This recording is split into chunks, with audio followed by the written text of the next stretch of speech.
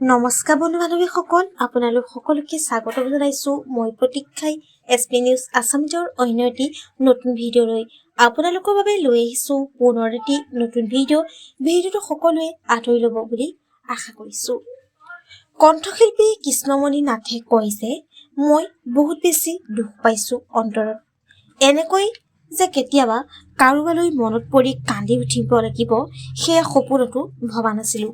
হয়, এইদৰে কৈ অসমৰ জনপ্ৰিয় কণ্ঠশিল্পী কৃষ্ণনাথে আৱেগিক হৈ পৰে।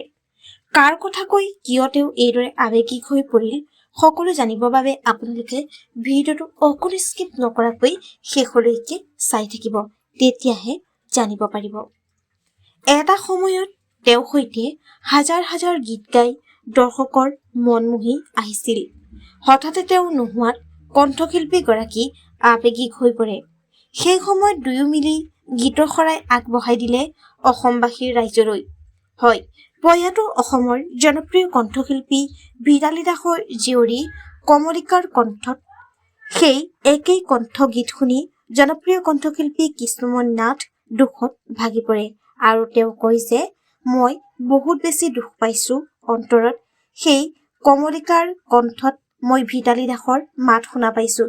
এইদৰে কৈ অসমৰ জনপ্ৰিয় কণ্ঠশিল্পী কৃষ্ণমণি নাথ আৱেগিক হৈ পৰে। পুনৰ আমি আমাৰ চেনেলৰ তৰফৰ পৰা জনপ্ৰিয় কণ্ঠশিল্পী ভিতালী দাসৰ আত্মাৰ চিৰশান্তি কামনা কৰিছোঁ আৰু কমলিকা আগবাঢ়ি যাওক সেয়াই কামনা কৰিছোঁ। ধন্যবাদ।